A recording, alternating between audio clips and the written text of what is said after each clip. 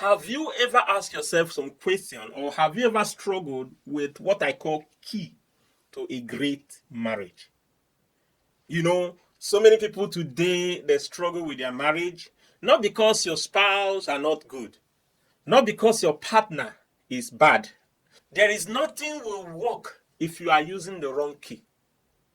And in this series, I will be tendering to you the best three key that will work in your marriage. No matter how bad that marriage is, this key will perform like miracle.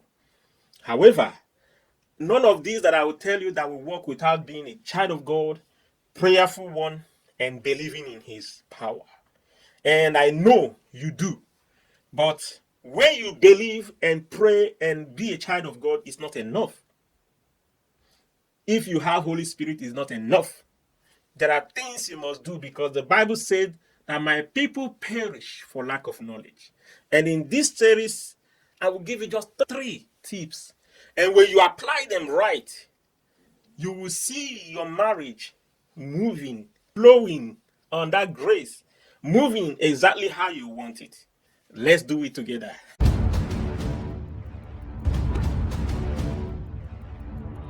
I will not forget to remind you that you are watching Life Lesson channel, where I gather all experiences that I could lay hand on and I bring them into a very easy and dissolved lesson. In other words, to teach it and make it so easy for anyone to understand. You won't hear any grammar. I won't make it too spiritual for you to get along. I will make it too common for every common person like me out there to understand and follow up. So consider subscribing or follow us Facebook page, YouTube channel.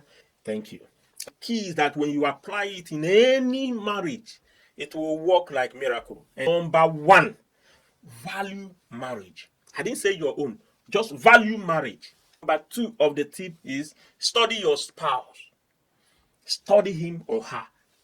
3, grow to maturity. So these 3, I will digest them, not take your time, and you will be able to understand what I mean by these 3. I will make another video that will define marriage to an extent, because the knowledge you have about marriage creates the value. So when I talk about dealing with why question in marriage, you have to answer the question, can I do this? Do I really need this marriage? This question comes to you, what will be your answer? I know you will say yes, but if you are to give from 1 to 10, will you mark 10 or 5? Do you 100% need marriage?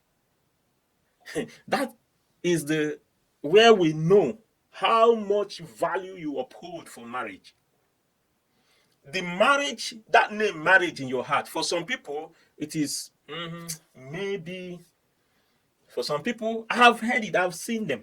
Being that I work in the church, I've seen people who have no regard for marriage. The value in their heart, the marriage as a value in their heart is just low way to 20%. If such person eventually got married to someone with the 80% value, the gap is too much. There will be a big struggle. So actually, when you are watching out for someone to marry, watch out for a person with the same value as you. What is the value ratio in your heart about marriage? If you are having 20-50%, may God deliver someone from you. High value creates space and prepares one to pay price. So when you have a very low value, some price will come around, you will run. You will pick risks. But if you see someone with a high value, these are people who can be committed in their relationship. These are people who are ready to pay price, because there is nothing good in life without price attached to it. So people with a very low value will never pay price. So what kind of value do you hold for your marriage? If you are such that will say, I really desperately need to marry, maybe from there we can rate your value for marriage. So with this space that the value will create in your heart, that is where to start from. Whether you are married or not, create value. Hide the value of your marriage. If you have different opinion, please comment down below. I would like to see them. Let's go to number 2. It is only what you value you will be able to study. What is your spouse red and green button? Do you know? Where is both of you's strengths and weaknesses? How can we combine individual goals to family goals and pursuit? At this moment, there are things you don't know. If you don't know what to study, your spouse, the man or the woman, both of you will definitely have green or red button. Do you know any of them? Yes, you must know your own before you know your spouse's own. You have to discover the strengths and the weaknesses of your spouse. If you really value your spouse, then you will be able to study him or her. What are his or her strengths? Because if you know her strengths, you will see that you are having a goal at hand. If you know her weakness, then this is the area you can focus if we have to influence each other, if we have to deal or help others to grow. You can't be helping me where I'm very good at. If you notice and discover his or her weakness, a good discovery, which will really catapult your marriage or your relationship to another level. You must know, when you really studied anything, it will manifest beyond doubt. So if you have studied your spouse, the manifestation is inevitable. You will show it. He or she will discover, oh, you know me. I've seen people who say so. They make comment, they will say, oh, my husband knows me very well. My wife knows me. So will you be able to say you know your spouse?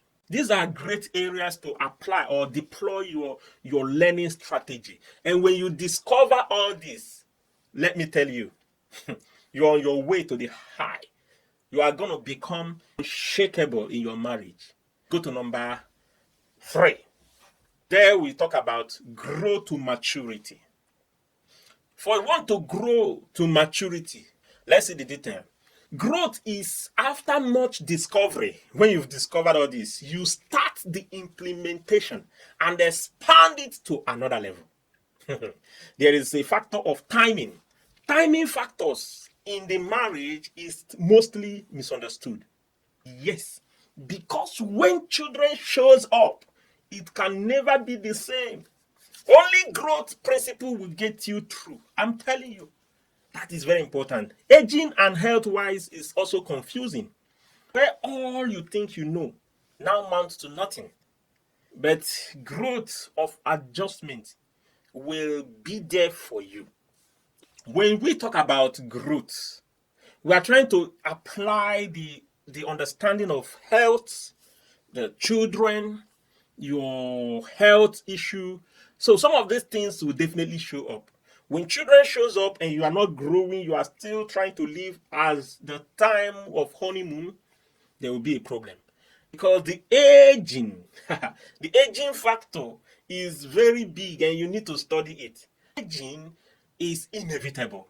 There's another one about health. We always pray that, especially Christians, we do pray every time in the church so that we remain in good health. This is the prayer of every child of God. Everyone, in fact. Nobody wants to be sick. But it will one way or the other show up. Don't believe anyone that will tell you he or she never be sick before. Summary, we had value your marriage. So to value marriage, to study your spouse, and to grow to maturity. So someone might ask me, what of tolerating? So because if you value something, and that is only when you will make out time to study, it will give you the power to make space in your heart. Some people, the space that marriage occupies in their heart is very, very little. And that shouldn't be. And so from there, you study your spouse. Studying your spouse includes you knowing his or her weaknesses. I have actually seen where joke caused divorce. The other man is just joking. And the other woman say, no, I can't take this anymore. And maybe the man is coming from different background and you are coming from a different background, and the man is cracking joke just the way they do in their house, and you take it so serious, and that equals to divorce. If you're able to study your spouse, you'll be able to know this is the way he is and this is the way she is. Not just to begin to tolerate. I don't believe in tolerating. I believe in working out marriage. You can be patient to work it out. Tolerating till when? One day you will boss. You cannot tolerate all your life. But when you study, like if I study, knowing that a child, 2 years, which is a time for diapers, if I don't put in the diapers, the child can mess anywhere. So it's easy for me to tolerate that child. If I don't put on him or her the diapers, he or she messes anywhere. I can easily tolerate that child because he or she doesn't have diapers. So if my man or my woman has some lapses, it's easy for me to not to tolerate, but to manage that circumstances. This is he and this is she. This is whom he or she is. But if you don't study the person, you wouldn't eventually know this. I know a woman who left her husband for being outgoing. And now she got married to another man who is very outgoing. And then he complains again that this man is always outside, mingling with women and so on. Where do we run to? You can never have enough way to stay in your marriage. Nobody is too perfect. But the problem is we lack to value marriage, because what I'm mentioning value is that will usher you into studying your spouse. And when you study your spouse, the next is to grow. Because when children shows up, when aging shows up, when health issues shows up, if you are not growing, you cannot manage it. You will get frustrated, and from there you will hate, even if you are still in your marriage, but you are no more living. You are out. That is the essence of this teaching. I don't want this to be too long. There are many tips, but I'm trying to give you just this tray. This major tray comprises a lot inside, but I pray, mostly I pray for you. Like this is for children of God who praise, who believe in Christ, who by the mention of his name, all things are possible. So I pray your marriage shall grow and wax strong. That issue in your marriage is today nullified in the name of Jesus. I pray for you people to understand each other the more. I pray for every one of you to cherish each other. It's time for you to grow and combine ideas, the goals, individual goals to becoming one goal is very important. How do we do it? It is the work of the Holy Spirit. It is the work of knowing each other. It is the work of value. It is the work of growth. Lord, may we grow in our marriage. I pray that every one of us should grab the right pattern, the right key for the marriage. And there will be no divorce in our midst. There will be no sickness. There will be no problem in our midst. By so doing, we will raise godly offspring, children that will rule the nations in righteousness in the future. That so shall it be. May our marriage be heart and healthy in Jesus' name. Amen. Thank you for watching. Consider subscribing if you haven't. I'm happy for the subscription I've had already. That motivates me to be doing more. I promise to improve. Please comment down below if you watched till this moment, please, so that I will know how lengthy people watch. Thank you very much from my heart in Jesus' name. Remain blessed. Amen.